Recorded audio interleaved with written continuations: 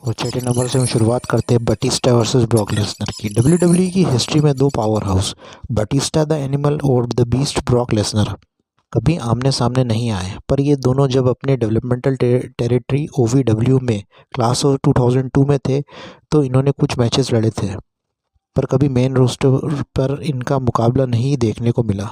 Lesnar अपना debut करते साथ ही मेन इवेंट के स्टार रेसलर बन गए थे और वहीं बटिस्टा एवोल्यूशन का पार्ट बने और दोनों अपोजिट ब्रांड्स का हिस्सा थे उस समय। लेसनर का डिपार्चर 2004 में हो गया और ये वही समय था जब बटिस्टा का मेन इवेंट पुश स्टार्ट हुआ था।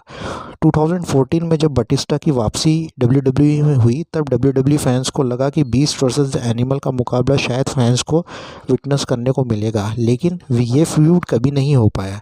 दोनों रेसलर्स जो अपने आप में फिजिकल फ्रीक्स माने जाते हैं कभी आमने सामने नहीं आए और ये एक ड्रीम मैच बन के रह गया फैंस के लिए।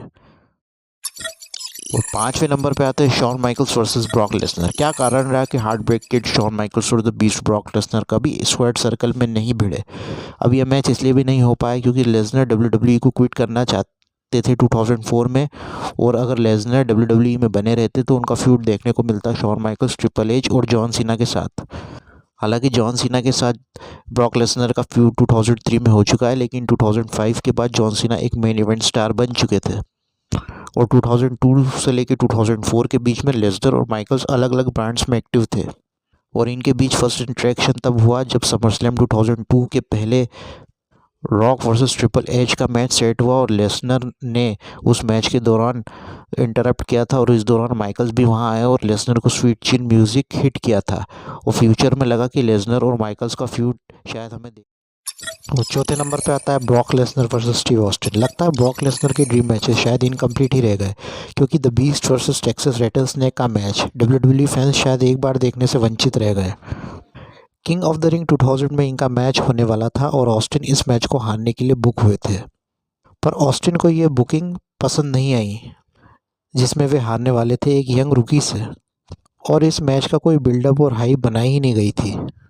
यह काफ़ी डिसरिस्पेक्टफुल लगा ऑस्टिन को जो उस समय ह्यूज स्टार थे जिन्होंने क्रिएट किया था पूरे एटीट्यूड एरा को, और लेसनर जो बिल्कुल फ्रेश और यंग हैं ऑस्टिन को कैसे हरा सकते हैं। हालांकि ऑस्टिन को लेसनर से हारने में कोई दिक्कत नहीं थी, बट सर्कमस्टांसेस ऐसे थे कि ऑस्टिन वर्सेस लेसनर मैच के प्रमोशन ही नहीं हुए थे, जिसकी वजह से ऑस्टिन फ्रस्ट्रेट हो गए थे डब्ल्यूडब्ल्यूई की कंपनी से और ऑस्टिन वर्सेस लेसनर मैच एक ड्रीम मैच बन के रह गया और डब्ल्यूडब्ल्यूई फैंस के लिए।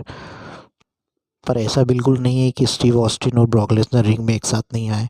रेसलमेनिया 20 के मैच में जहां ब्रॉक लेसनर का मुकाबला गोल्डबर्ग से हुआ था, उस मैच में Steve Austin as a guest referee थे। उस मैच को गोल्डबर्ग जीत गए थे और उसके बाद में स्टोन कोल्ड ने स्टनर ब्रॉक लेसनर को दिया और उसके बाद बिल गोल्डबर्ग को उन्होंने स्टन कर दिया।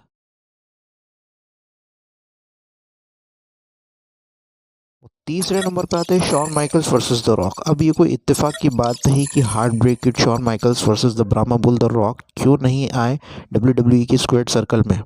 माइकल्स कभी भी बैक स्टेज एक अच्छे पर्सन नहीं रहे 90s के दशक में क्योंकि वे अपने ड्रग एडिक्शन और पर्सनल फ्यूड्स की वजह से ज़्यादा चर्चित रहते थे, और एक ऐसी पर्सनालिटी जिसे माइकल्स जान करके मिसट्रीटेड किया था वे थे द रॉक। माइकल्स ने उनके फैमिली ओरिजिन और उनकी ग्रैंड मदर को डिसरेस्पेक्ट किया था, और जहां माइकल्स इंजर्ड हुए थे 1998 के रॉयल रंबल में और रेसलमेनिया 14 में उनका आखिरी मैच था क्योंकि वे अपनी बैक इंजरी से सफ़र कर रहे थे और 4 साल के लिए सेमी रिटायर्ड हो गए थे। उस दौरान रॉक द ड्वेन जॉनसन का राइज हुआ था जो उस टाइम मेन इवेंट में शाइन होने लगे थे और बाद में चल के वे एटीट्यूड एरा के दूसरे सबसे बड़े स्टार बने स्टीव ऑस्टिन के बाद।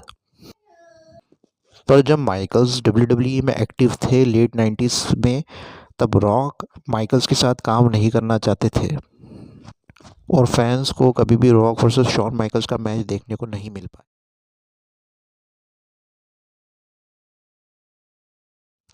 दूसरे नंबर पे आते हैं Undertaker versus sting. The dead man Undertaker versus the sting. ये दोनों मिथिकल कैरेक्टर्स कभी भी आमने सामने नहीं आए क्योंकि दोनों रेसलर्स अपने रिस्पेक्टिव कंपनीज में लॉयल बने रहे थे। जहां अंडरटेकर डब्ल्यूडब्ल्यूई का पार्ट रहे वहीं स्टिंग पार्ट रहे डब्ल्यूसीडब्ल्यू का। स्टिंग डब्ल्यूसीडब्ल्यू का पार्ट बने मिड 80s से, वहीं अंडरटेकर डब्ल्यूडब्ल्यूई का 90s का पार्ट रहे। और जहां WCW कंपनी फोल्ड हो गई 2001 में, तो लगा मानो स्टिंग वर्सेस टेकर का ड्रीम मैच एक बार फैंस को देखने को मिलेगा, पर ऐसा नहीं हो पाया। स्टिंग ने WWE में 2014 में डेब्यू किया था, जहां उन्होंने रेसलमेनिया 30 में ट्रिपल एच के अगेंस्ट मैच लड़ा था और लगा शायद फ्यूचर रेसलमेनिया मैचेस में टेकर वर्सेस स्टिंग का मुकाबला देखने को मिलेगा, पर ऐसा नहीं हो पाया क्योंकि टेकर और स्टिंग दोनों काफ़ी उम्रदराज हो चुके थे उस समय और अपनी बढ़ती उम्र के चलते वो इतने एजाइल और इतने फुर्तीले रिंग में नहीं नज़र आ पाएंगे, और शायद वे WWE फैंस की एक्सपेक्टेशन पर नहीं उतरेंगे।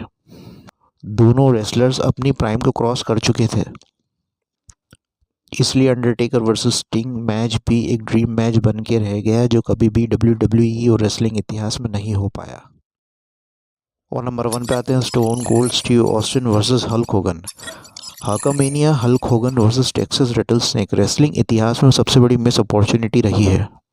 जहां होगन 1980s के बिगेस्ट स्टार थे जिसने WWE को बिल्ड किया इंटरनेशनल मार्केट्स में, और वहीं स्टोन कोल्ड स्टीव ऑस्टिन जिसने संभाला WWE को जब वो अपनी रेटिंग्स लूज़ कर रहा था WCW के अगेंस्ट, जिसने जन्म दिया था सबसे फेमस मंडे नाइट वॉर्स को, जहां ऑस्टिन ने WWE को रिवाइव किया और क्रिएट किया एटीट्यूड एरा को। दोनों होगन और ऑस्टिन रेसलिंग हिस्ट्री के बिगेस्ट स्टार्स रहे हैं। जहां होगन का रिटर्न हुआ था 2002 में, तो Austin versus Hogan match fans expect कर रहे थे, लेकिन होगन ने फेस किया द रॉक को रेसलमेनिया 18 में।